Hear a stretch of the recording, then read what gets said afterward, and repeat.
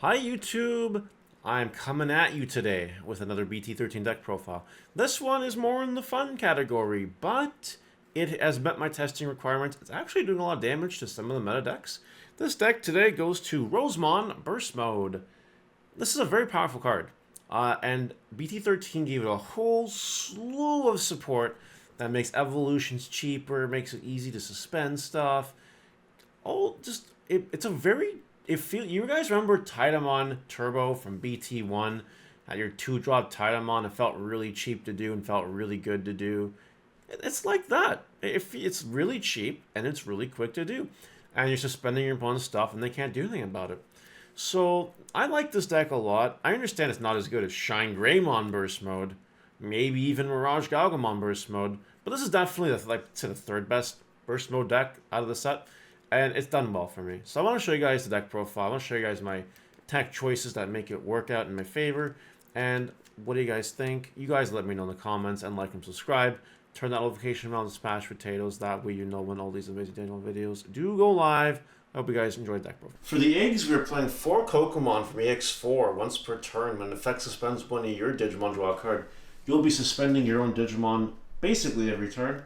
So this card is always drawing you cards, which is very powerful. No other eggs are needed. You'll never go to 5 eggs. Now on to the rookies. 4 copies of the new Lalamon. On play real top 3, you can add a vegetation plant or fairy Digimon and a Yoshino to your hand, and then you bottom deck the rest of the cards. So it gets you your tamer, then it gets you a body. Better and worse sometimes than the Palmon or BT10, but it's fine.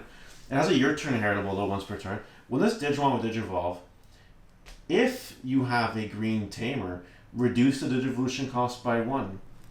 That's pretty nice. So it's a reduced evolution cost. You'll see that theme a lot in this deck. We will move on to the next rookie, which are 4 copies of the aforementioned BT10 Palmon.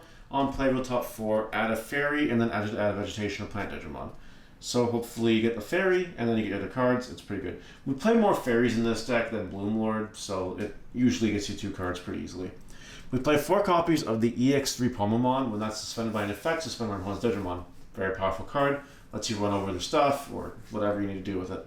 And then the last 2 rookies are 2 of the BT9 Pomamon, the Floodgate. Players can't play Digimon by effects. It's good against certain decks in the meta, like Baphoumon, Royal Knights, just off the top of my head. If they can't play Digimon by effects, it's going to shut them down. Again, think of this deck kind of like the same as Bloomlord. You want to build your good board first and then play Pomamon, otherwise you might prevent yourself from playing the game. Though this deck does not hamper itself quite as much. It does not play cards all willy-nilly like Bloomlord does. It only does sometimes. And onto that, we're going to talk about champions next, and we're still playing 4 of the BT10 Sunflowmon. It is a card that plays a Digimon by an effect. You suspend it, and you just play a Digimon, 3,000 or less. That's pretty good. And inheritable effect once per turn, when effect suspends one of your Digimon, you draw a card. So it's like the same as the Kokomon pretty much. So you can like pot a greed by suspending something, and if you guys don't know what that does, it lets you draw 2 cards from your deck, which is pretty powerful. Now there's a new Sunflowmon in BT13. Play 4 copies of it. Its effect is a main effect. By suspending this Digimon, one of your Digimon, it can be this Digimon or a different Digimon, may Digivolve into a Digimon card with Fairy in one of its traits in your hand for the Digivolution cost, but you then reduce it by 2. So it makes your ultimate Fairies, whatever, or I guess even Rosemon later on, reduced by 2 costs, which is pretty good. Also has the inheritable effect, same as Lalamon. When this will Digivolve with your Green Tamer, reduce the cost by 1. It comes up. This is a very powerful card that allows you to go into Ultimate basically for almost free, sometimes free, and then maybe aforementioned Rosemon a little more free, or reduced anyway. Last 2 champions of the deck, 2 copies of Red Veggie. It's a cheap champion. It's 3 to play, 1 to evolve. It's fine. It's a plant. It looks pretty good in the deck. Nothing else to say there. Now we move on to the ultimates here. We play 4 copies of the new Lilamon BT13 when Digivolving. Play Yoshino from your hand. That's it. Pretty straightforward. And then your turn, while your opponent has a suspended Digimon, this Digimon gets security +1. That might end up being super powerful, giving you a little bit of extra aggression. Sometimes it's needed. Then we go ahead and we play 1 copy of Blossomon. It's limited, so we can only play 1 copy of it. Digisorb for free. It's a plant. We play 1 copy of Argamon because it's limited. It Digisorbs. It's not a plant, unfortunately. But it does have cool attacking when inheritable. You can play a level 3 suspended from your hand when you attack, which is pretty good. Now there's 2 more ultimates in the deck, and you guys in the comments section that really don't like my deck profiles are going to probably lose your mind over this particular tech choice. I tried Editarmon, I tried Cherrymon, those cards weren't doing it for me. I've decided to go with 2 copies of BT4 Lilomon. Some of you might say, what are you doing? We haven't seen this card played since BT5. And for the most part, that's correct. But just hear me out here. Let me explain to you what it does. First of all, it's a fairy, which means it combos well with this Sunflowmon because it has to evolve into a fairy, right? So it doesn't work with it doesn't work with Editarmon, which was ultimately the reason why I cut Editarmon. It just doesn't work for it.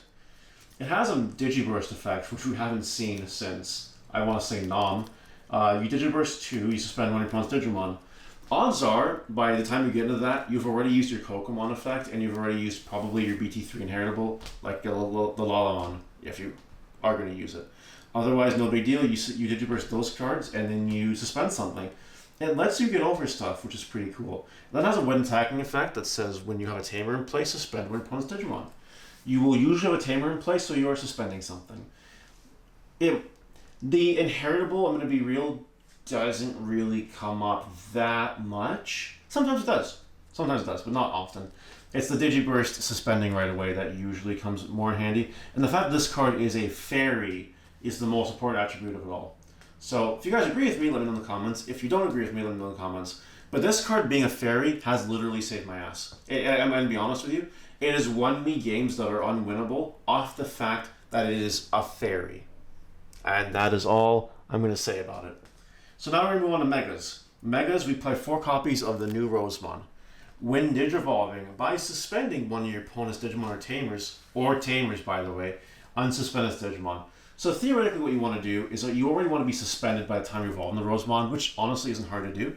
And then when you evolve, you suspend one of their things to unsuspend Rosemon. Pretty good.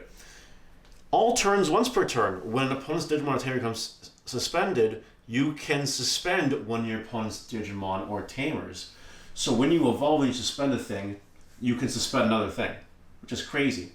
And it's also a pseudo-interruption on your opponent's turn as well. This Rosemon's pretty good. Then we only play 1 more level 6 in the deck. We play 1 copy of Hydramon. This is for space reasons more than anything. In addition to that, there wasn't really any other level 6 I felt like playing in this deck. The random Hydramon catches opponents off guard. For those of you that do not know what the Hydrassi does, when you evolve, you can suspend one of your opponent's Digimon. All turns, once per turn, when an opponent's Digimon is suspended, you gain a memory for each of your other vegetation and plant and fairy creatures on the board. So it can act kind of like an ice wall type of thing. And then on top of that, at the end of your turn, if you have 2 or more suspended dudes, you can bounce something to the bottom of the deck.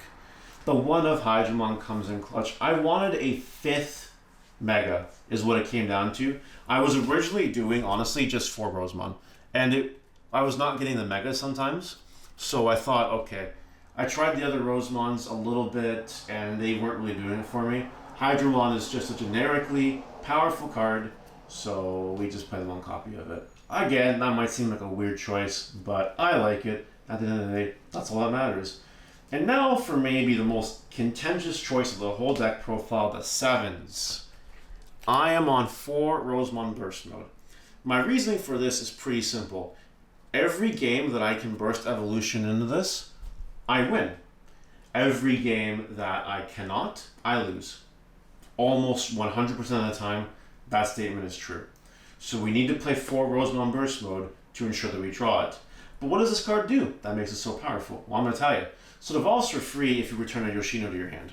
It doesn't replay the Yoshino like Shine Rebirth, which is super unfortunate, but it has a when Digivolving effect that suspends one of your opponent's Digimon or Tamers, and until the end of your opponent's turn, their stuff doesn't unsuspend at all.